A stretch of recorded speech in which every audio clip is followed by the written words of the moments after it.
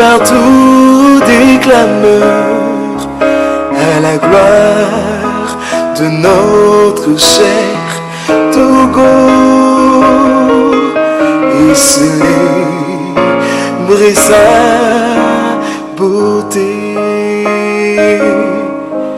éternelle. Bénissez le Togo et de ses enfants les conducteurs. Togolais fait monter de partout des clameurs à la gloire de notre cher Togo et célébrer sa beauté. Forêt, mon site enchanteur, fleuve majestueux, torrent prestigieux, le sang merveilleux, prodigue, répand bonheur, fécondité. Soyez bénis, Togo, soyez heureux, bénis de nos aïeux, bénis de nos aïeux.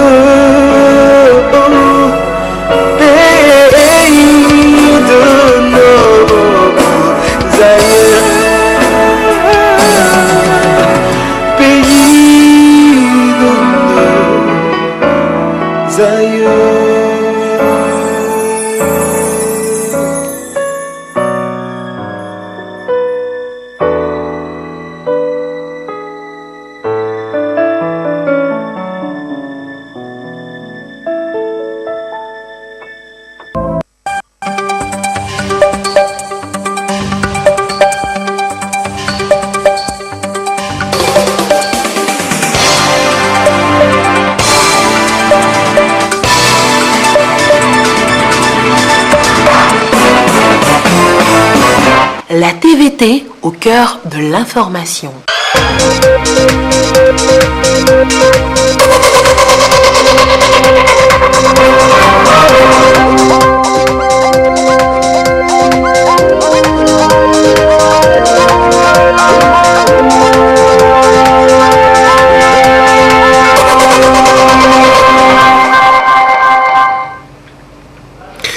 Bienvenue sur la télévision togolaise pour le journal du soir. Tout de suite, le sommaire. La promotion de l'entrepreneuriat féminin à travers le projet 50 millions de femmes ont la parole. La plateforme panafricaine suscite beaucoup d'espoir. On compte accompagner davantage la gente féminine, les femmes entrepreneurs surtout. Elles auront plus d'accès au marché international. Les précisions assurent dans un instant. Le verdict est enfin tombé en RD Congo. Félix Tshisekedi, proclamé vainqueur de la présidentielle par la Cour constitutionnelle congolaise. Le nouveau président reçoit déjà le message de félicitations des chefs d'État africains. L'Union africaine a annulé sine die sa mission prévue demain lundi en RDC. Et puis les 14 ans d'action humanitaire de M-Afrique célébrés hier à Lomé, occasion pour les responsables de cette ONG internationale d'appeler son personnel à plus d'engagement pour relever d'autres défis sur le terrain en faveur des populations rurales. Voilà pour les principaux titres. Bonsoir et bienvenue pour le 20h. La gestion durable de l'environnement, cela passe par l'implication de la société civile et des communautés locales dans le contexte de la mise en œuvre du projet RED Plus Togo. Les groupements ED et ACDF ont joué leur partition, une initiative soutenue par African Climate Justice Alliance. Désiré Aloye pour les précisions. Et la gestion participative des ressources forestières implique des actions de tous. Les organisations de la société civile ont leur contribution à travers un projet lié à la gestion durable de l'environnement et la mise en œuvre de la stratégie RED Plus au Togo pour une meilleure adéquation au changement climatique. climatique. Les organisations à base communautaire et celles de la société civile de la région des Savanes échangent avec les groupements ED, EAD, CF avec le soutien de PACJA, Pan-African Climate Justice Alliance. Le projet que nous mettons en œuvre est en droite ligne avec le processus RED dans lequel le Togo s'est engagé depuis 2014. Donc, il s'agit d'outiller un peu ou bien de partager avec les acteurs impliqués dans ce processus sur la stratégie nationale qui est en train d'être finalisée par la coordination RED+, de les rappeler par rapport à leur rôle dans la mise en œuvre de cette stratégie nationale RED+.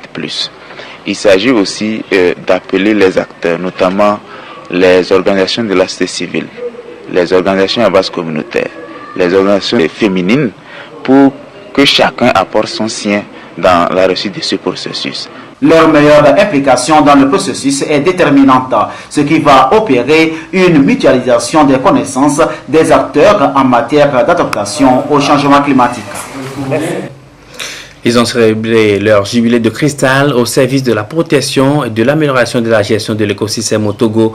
La promotion générale et adément des forestiers a marqué ce 15e anniversaire à travers une réflexion sur les nouvelles dispositions dans le domaine. Les perspectives annoncées sont très ambitieuses. Lucas. En charge de la surveillance et de l'entretien des eaux et forêts, les agents forestiers jouent un rôle majeur dans la gestion et la préservation de l'écosystème. Ils sont donc amenés dans le cadre de leur travail à sensibiliser la population, surveiller les exploitations et surtout faire appliquer les lois en luttant contre le braconnage ou l'exploitation abusive de la flore. Et c'est dans cette optique que le Togo s'est doté d'un corps des eaux et forêts depuis 1987.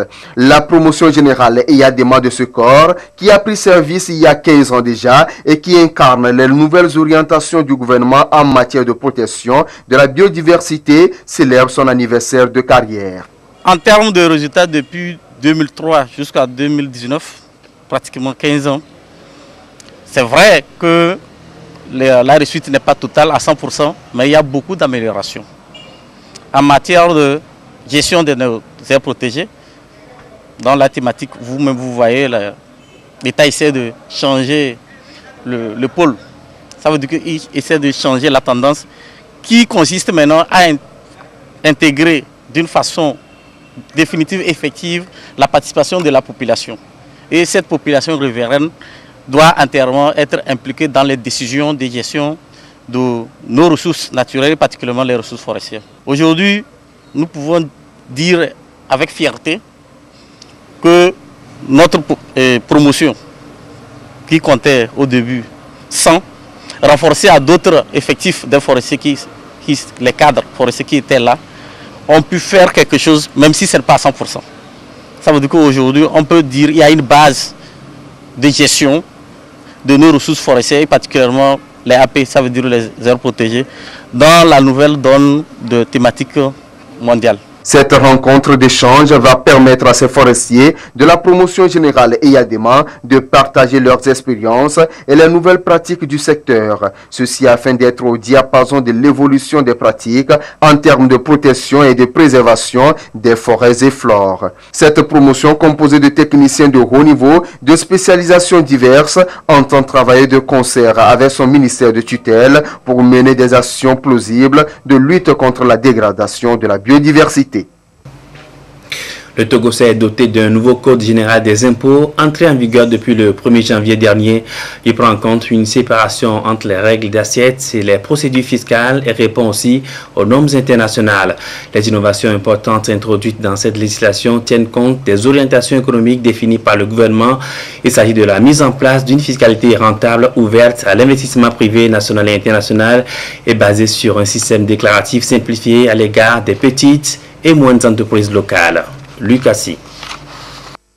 Parmi les grands chantiers engagés par l'Office togolais des recettes OTR pour mieux atteindre ses objectifs en termes de mobilisation des recettes fiscales et douanières figure en bonne place l'adaptation du dispositif légal et opérationnel au nouvel environnement économique national et mondial. C'est dans ce contexte qu'un nouveau Code général des impôts et livre de procédure fiscale a été adopté en remplacement de celui de 1983 pour enrayer les contraintes techniques et des coûts administratifs pour l'office qu'engendrait l'ancien. Ainsi, la structure du système fiscal s'est vue rationalisée avec la fusion ou la suppression de certains impôts. La taxe professionnelle unique TPU est réduite de 8,5% à 8% pour les prestataires de services et de 2,5% à 2% pour les commerçants. Aussi peut-on noter la suppression des taxes sur les salaires et les véhicules de société, entre autres. Aujourd'hui, le Code général des impôts est un code qui gère l'assiette et le recouvrement. Pour ce qui concerne les procédures, nous avons été obligés de les transcrire dans le livre de procédures fiscales pour permettre que ce soit lisible aussi bien pour les agents de l'Office togolais des recettes et les opérateurs économiques qui sont nos partenaires.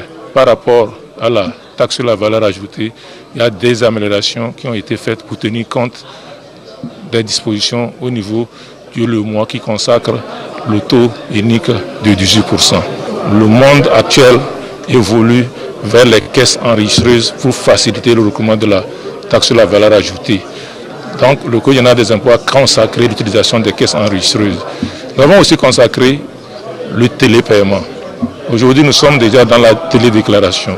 Il faut que le télépaiement soit de mise aussi au niveau de notre pays. Et puis plus loin, il faut ajouter que au niveau de l'Office togolais des recettes, avec le concours de la cellule climat des affaires, du ministre des Finances, du ministre en charge de l'agriculture, du ministre en charge de l'urbanisme, il a été mis en place un guichet unique de titres fonciers.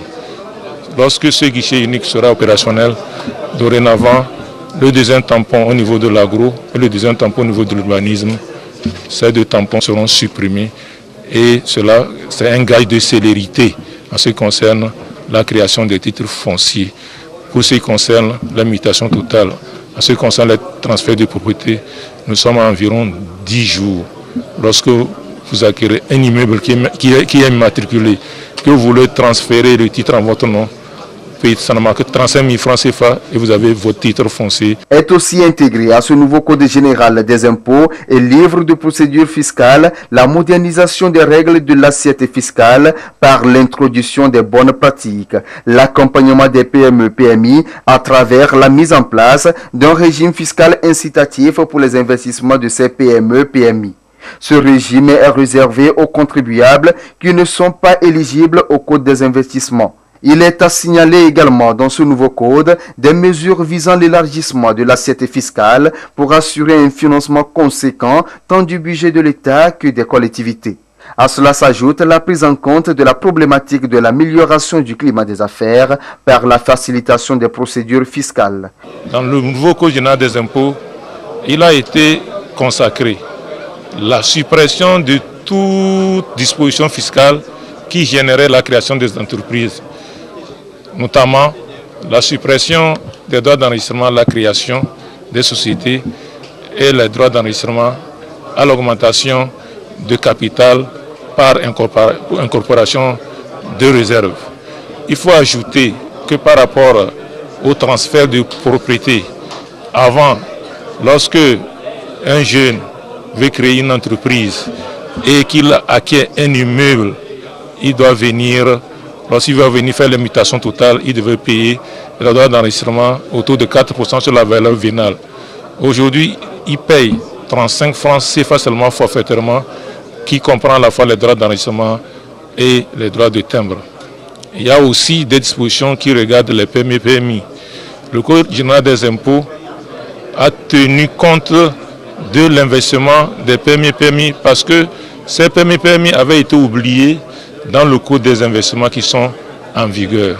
Dans le Code général des impôts aujourd'hui, il est attendu que lorsqu'une PME investit, elle peut bénéficier d'une réduction de base imposable de 3/4 de son impôt.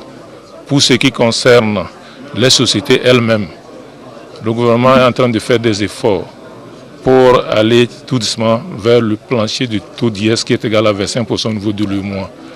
Aujourd'hui, au lieu de 28%, nous sommes à 27%. Ce nouveau Code général des impôts et livre de procédure fiscale vient donc répondre à la problématique de l'amélioration du climat des affaires, de lutte contre la fraude et l'évasion fiscale. Il favorise donc une distinction entre les règles d'assiette et de procédure, une aubaine pour les opérateurs économiques de mieux développer leurs affaires. La promotion de l'entrepreneuriat féminin sur le continent avec le nouveau concept qui vient d'être lancé, 50 millions de femmes ont la parole. Le réseau panafricain entend faciliter l'accès des femmes entrepreneurs aux opportunités d'affaires qui s'offrent à elles sur le marché international. Alors, quelle serait l'approche à utiliser pour relever ce défi? Kwasi Glé et Kamen Madiakapo pour les réponses. Au Togo, 70% des petites et moyennes entreprises sont aux mains des femmes selon le ministère de l'Action sociale, de la promotion de la femme et de l'alphabétisation. Elles constituent de ce fait un maillon essentiel de l'économie du pays avec un taux de participation à hauteur de 48% au PIB national, d'où un impact considérable sur le développement des activités économiques au niveau national. Le constat il est unanime. Les femmes entrepreneurs sont présentes dans le secteur, mais quand on arrive à un certain niveau, on ne les voit plus. Par exemple, au niveau de l'informel, on peut dire que nous avons plus de 80% de femmes qui sont représentées. Mais plus on monte vers l'industrialisation, ces femmes disparaissent. Ça, c'est un constat général qui est fait pour toute l'Afrique. Et nous avons analysé les facteurs qui entravent le développement des entreprises des femmes. Il y a des facteurs socio-culturels, il y a aussi des facteurs liés à l'analphabétisme. Beaucoup de femmes ne sont pas instruites. Il y a d'autres facteurs aussi qui sont liés aux garanties bancaires qu'elles n'arrivent pas à avoir pour faire prospérer leurs entreprises. Un nouveau projet, 50 millions de femmes ont la parole, vient de voir le jour, pour ainsi redonner vie à l'entrepreneuriat féminin en Afrique. Il vise à résorber un tant soit peu les écarts existants entre les réalités sur le terrain et les différents efforts à mener par les États et les structures de promotion de la gente féminine. C'est un projet conjoint de la Banque africaine de développement et la CEDEAO qui servira de plateforme d'interconnexion entre les femmes d'affaires africaines en vue d'accélérer leur épanouissement. Ceci à travers un partage de connaissances et d'aptitudes dans le monde des affaires. Nous voulons, à travers ce projet novateur, faire en sorte que les femmes qui font des affaires au Togo, en fait, ne se limitent pas simplement à rester dans le carcan togolais, qu'il y ait plus d'ouverture et plus d'opportunités tant dans le financement des différents projets.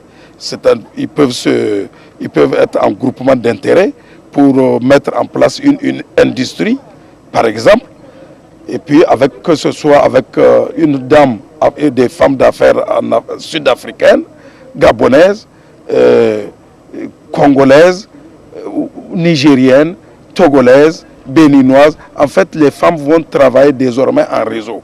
Toutes les informations utiles pouvant contribuer à l'entrepreneuriat féminin de la gente féminine seraient désormais sur les plateformes pour que toutes ces femmes puissent avoir la facilité d'accès et de s'organiser pour véritablement développer les affaires. Nous voulons, à travers ce projet, revaloriser la gente féminine dans le domaine commercial et entrepreneurial.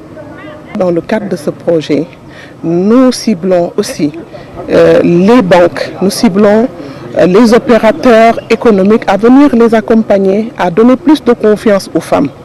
Nous prévoyons également de renforcer les capacités de ces femmes en alphabétisation, de renforcer leurs capacités en marketing, de renforcer également leurs capacités en gestion d'entreprise.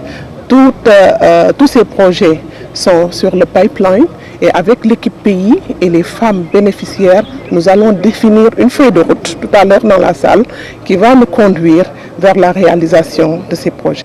Plusieurs actions sont menées de part et d'autre par le gouvernement togolais en ce qui concerne la promotion du leadership féminin. Et déjà, les résultats sont palpables. Ce nouveau projet, intitulé « 50 millions de femmes ont la parole », est une nouvelle opportunité, un coup de pouce pour les États africains en vue d'accélérer leur développement tant social qu'économique, conformément à l'agenda planétaire 2030. La suite de cette édition, et sachez que la rétrospective 2018 sur la TVT, c'est à partir de demain lundi. Vous suivrez les principaux faits ayant marqué l'année 2018 dans la rubrique Rétro 2018 et ce sera chaque jour de la semaine à partir de 20h25. Dans l'actualité à l'étranger, la fin du suspense en République démocratique du Congo, la Cour constitutionnelle a proclamé Félix Tshisekedi vainqueur de l'élection présidentielle. Martin Fayulu, dont le recours a été rejeté, conteste ces résultats. Le nouveau président de la RDC devra prêter serment mardi prochain. Suivez ce reportage, France 24. Après une longue lecture d'éléments juridiques, le verdict tant attendu de la Cour constitutionnelle tombe enfin.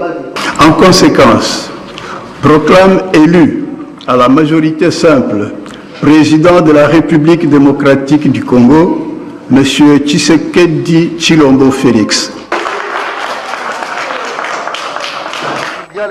Un peu plus tôt, dans une autre longue audience, les juges rejetaient un à un les recours des oppositions. Pourtant, d'après l'Église catholique, qui avait déployé près de 40 000 observateurs, le nom du vainqueur ne correspond pas à son propre décompte. Il y a quelques jours, des documents avaient fuité dans la presse internationale. Ils attribuaient la victoire à Martin Fayulu, avec des scores différents selon les données. Ce dernier demande à la communauté internationale de ne pas reconnaître la victoire de Félix Tshisekedi et appelle à des manifestations pacifiques. Je me considère désormais comme le seul président légitime de la République démocratique du Congo. Dès lors, je demande au peuple congolais de ne pas reconnaître tout individu qui se prévaudrait illégitimement de cette qualité, ni obéir aux ordres qui émaneraient de lui. L'élection, qui devait permettre une première transition pacifique du pouvoir depuis l'élection du président Joseph Kabila en 2001, a été plusieurs fois repoussée. La proclamation des résultats le 10 janvier dernier s'était accompagnée de soupçons de fraude. Félix Tshisekedi devrait prêter serment ce mardi.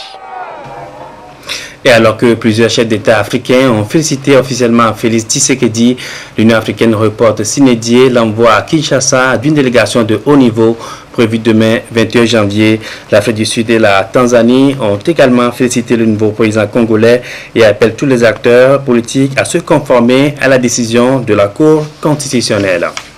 Retour en page nationale, ils ont une mission bien définie, celle de propager la bonne nouvelle, les valeurs d'entraide et la prédication. Les membres du comité pilote du concept Peace Plan ont reçu leur attestation de fin de formation hier samedi. La contribution de l'Église dans la transformation de la communauté fait partie des modules enseignés.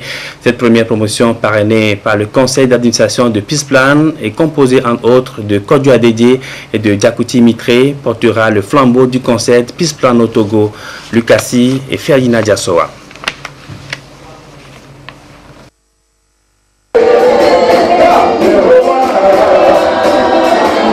Peace Plan, un programme chrétien qui forme les pasteurs et leaders d'église sur la responsabilité sociale des chrétiens. Il contribue à la transformation de l'église appelée à relever les défis de la pauvreté et de la maladie. Au Togo, ils sont 5 pasteurs issus de diverses églises à suivre la formation sur Peace Plan pendant 2 ans. Une formation qui leur permet désormais de mieux organiser leur église afin de gagner davantage d'âmes pour Christ et surtout d'aider les personnes vulnérables. La formation que nous avions eue du Peace Plan, en commençant par la formation d'une église en bonne santé, nous a permis de pouvoir voir la conduite de l'église autrement.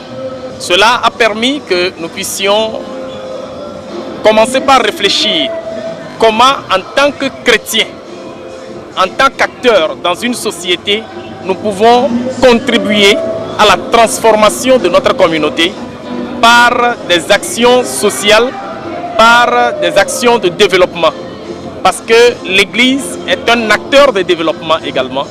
Ces pionniers ont également pour mission de partager avec les membres de leurs églises les enseignements qu'ils ont reçus au cours de leur formation et faire d'eux des chrétiens à même de contribuer au bonheur de leur communauté respective. Le Peace Plan amène l'Église à jouer son rôle de transformation dans le pays. Maintenant, on ne dit pas que l'Église est le seul acteur clé, mais l'Église s'associe avec le gouvernement et les entreprises, le secteur privé, le secteur public et le secteur de la foi pour activer la transformation des pays comme ce fut le cas du Rwanda. Donc pendant ces 2 années, nos églises ont suivi des formations stratégiques qui les amènent à être des églises qui sont capables de transformer des vies. Et quand vous venez aujourd'hui dans nos églises, vous allez voir des transformations, vous allez voir des gens qui viennent, qui ne connaissaient pas Dieu, sont de plus en plus des disciples engagés pour aimer Dieu et aimer leur prochain. Honorés pour leur assiduité et leur sens du sacrifice pour la cause divine lors de cette formation, ces premiers membres du Peace Plan Togo seront les relais des idéaux de ce concept auprès des autres pasteurs et églises du Togo. Il faut rappeler que le conseil d'administration du Peace Plan Togo, composé entre autres du pasteur Diakouti Mitré et de l'évangéliste Kodjo Adégué, est le parrain de cette première promotion qui fait déjà la fierté des chrétiens togolais. L'excellence dans les médias chrétiens en Afrique francophone, cela passe par la formation et la remise à niveau de façon périodique. Et justement, cette semaine, une centaine de professionnels de radio confessionnelle étaient à Lomé pour 6 exercices durant 5 jours. Le projet est porté par Radio Réveil Suisse avec le Centre international chrétien d'études, de recherche et d'information, Ulrich Amega et Dodo Haré. Après 5 jours de formation axés sur plusieurs modules, notamment l'animation, la formation technique sur la modulation de fréquences, la pratique et l'éthique du journalisme chrétien, les professionnels des médias confessionnels de l'espace francophone repartent nantis de nouvelles connaissances journalistiques. 10 pays africains ont été représentés ici par 120 hommes et femmes de médias. Nous avons quelques outils déjà, mais il est important pour nous de nous rassembler avec d'autres radios chrétiennes francophones et pour travailler ensemble et se mettre ensemble pour pouvoir avancer. Les notions reçues vont nous permettre de mieux exercer notre mission parce que les radios chrétiennes ont une mission qui est l'évangélisation. Et là, cette formation m'a permis déjà en tant qu'animatrice de penser à d'autres émissions pour quand même partager cette nouvelle à nos auditeurs, à mes auditeurs, et que le travail que je puisse faire en tant que journaliste soit vraiment excellent. Par cette formation, Radio Réveil Suisse et son partenaire, le Centre international chrétien d'études, de recherche et d'information, veulent changer de paradigme par rapport à la circulation de l'information et surtout se servir désormais des nouvelles technologies dans la diffusion de celles-ci. Le principal défi, c'est désormais de s'intéresser aux nouveaux canaux de diffusion qui sont émergents. En fait, je dis émergents dans le sens que l'Internet croît en qualité chez vous. Le téléphone mobile se démocratise. Les connexions 3G, 4G permettent des vitesses de connexion que vous n'avez jamais connues auparavant. Et je pense, et que vos opérateurs réseau m'entendent, que les prix vont baisser. Ce qui fait que l'accès à l'information via les nouvelles technologies, Internet mobile en particulier, va croître et c'est important que les médias puissent être les premiers à aborder ces technologies, à les maîtriser en amont de la demande. Ceci marque les 70 ans de Radio Réveil Suisse qui appelle à mettre en pratique les connaissances acquises pour plus de professionnalisme dans le métier. Chacun est reparti avec une attestation, signe d'un parchemin devant les guider dans l'éthique et la déontologie de leur métier. La question de promotion et de protection des droits de l'homme, on ne cessera jamais d'en parler et cette initiative qui vient renforcer la dynamique sur le terrain, l'acte 3 de la nuit des droits de l'homme est déjà lancé. La soirée de récompense est prévue pour le 23 février prochain et sera marquée par des remises de distinction à certains acteurs qui s'illustrent dans le domaine. L'événement est à mettre relatif du CACID, le collectif des associations contre l'impunité au Togo et ses partenaires. Les précisions de Mary Agbo et Dodo Haré. En 2018, les acteurs des droits de l'homme ont renforcé les actions sur le terrain afin de consolider l'état de droit dans les domaines de la santé, de la justice, du droit de la femme, du droit au travail décent, entre autres. Le CACIT, à travers la Nuit des droits de l'homme, veut identifier, encourager et primer ces acteurs dont les actions contribuent à la protection et à la promotion des droits humains au Togo.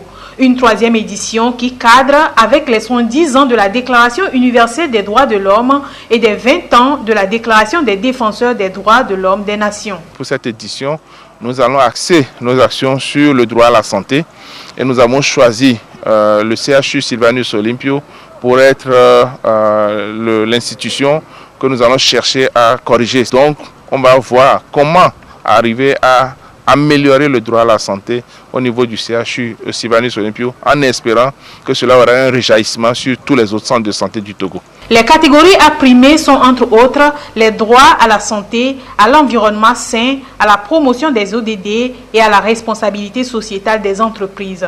La Commission nationale des droits de l'homme CNDH apprécie l'initiative qui met en relief les actions des défenseurs des droits de l'homme. L'impact que l'événement peut avoir sur l'ensemble de notre communauté est un impact positif.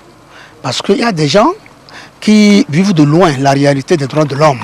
Mais s'il y a des événements comme ça, si les gens comprennent que par leur action, ils peuvent être nominés, primés, les gens participeront à l'éclosion du respect des droits de l'homme dans notre pays et à l'implantation exacte des droits de l'homme dans notre pays. La soirée est prévue pour le 23 février et sera couplée de la remise de prix aux acteurs de la société civile pour leur engagement en faveur du développement durable. C'est une action de bienfaisance à l'endroit des enfants de la brigade pour mineurs. L'association Lions Club International au Médiamant vient de faire don de vivres, de non-vivres et de produits pharmaceutiques à cette structure. C'est pour apporter un peu de soulagement à ces enfants en conflit avec la loi. Gérald Agoudou. Lions Club International Lomé Diamant soutient la brigade pour mineurs en vivres, non-vivres et en produits pharmaceutiques. Une œuvre sociale composée des sacs de riz, de maïs, de sucre, du savon, de détergents, des pâtes alimentaires, des bidons d'huile végétale et de tout ce dont un médecin a besoin pour soigner un malade. Une satisfaction pour la brigade pour mineurs qui regorge d'une trentaine d'enfants. Depuis que je suis à la brigade pour mineurs, je n'ai jamais reçu des dons de cette valeur-là. Mais pour une fois, j'ai reçu des dons consistants. Je remercie d'abord ma hiérarchie et particulièrement aux initiateurs avec mes collaborateurs. Nous sommes tellement émus pour ces dons. Nous souhaiterons que ces dons ne s'arrêtent pas. On aimerait que de temps en temps qu'ils pensent à nous. Selon les donateurs, Lions Club International Lomé Diamant, cette action s'inscrit dans le centenaire de l'association célébrée en 2017. Lutter contre la faim, protéger l'environnement et apporter de l'aide aux couches vulnérables, notamment aux leaders de demain. C'est juste un geste pour aider le gouvernement dans son action sociale. Aujourd'hui, on parle de développement durable. Nous sommes dans l'action sociale, nous sommes dans la santé, nous sommes dans l'éducation. Donc, chaque année, un président, lorsqu'il est élu, il cible des domaines, les domaines dans lesquels nous intervenons. Et nous ne faisons que suivre le mandat du président. Au niveau de Lions Club International, lorsque vous êtes membre, vous ne pouvez pas sortir les sous de vos poches pour faire des œuvres. Non. Nous faisons des manifestations. Nous faisons des manifestations de collecte de fonds. Et à travers beaucoup d'activités. Nous pouvons organiser des pique-niques, nous pouvons organiser des soirées, nous pouvons organiser des jeux. Et que ces jeux nous fassent rentrer des sous. Nous pouvons aussi envoyer des courriers aux sponsors que nous ciblons. Sans ces partenaires, nous ne pouvons rien faire. Puisqu'il nous est interdit de faire sortir des fonds de nos poches. Donc, à ces partenaires, on leur dit chapeau. Le don est évalué à 1 500 000 francs CFA. La brigade pour mineurs a par la même occasion sollicité l'intervention du Lions Club International pour sa rénovation. Lions Club International section Togo intervient également dans le secteur de l'éducation en offrant des kits scolaires aux élèves démunis à chaque rentrée scolaire, des bâtiments, des forages d'eau potable aux communautés. Elle a célébré hier ses 14 années d'action humanitaire menée en faveur des populations, surtout en milieu rural. M-Afrique, cette association internationale des médecins pour la promotion de l'éducation et de la santé en Afrique, a beaucoup œuvré dans la prise en charge de certaines pathologies chez les populations. Nous reviendrons plus en détail sur ce sujet dans nos éditions de demain. Et sachez que la rétrospective 2008 sur la TVT, c'est à partir de demain lundi. Vous suivrez les principaux faits ayant marqué l'année 2018 dans la rubrique rétro. Et ce sera chaque jour de la semaine à partir de 20h25. Ainsi se referme cette édition. Merci à vous qui l'avez suivi. Passez une excellente soirée en compagnie de nos programmes.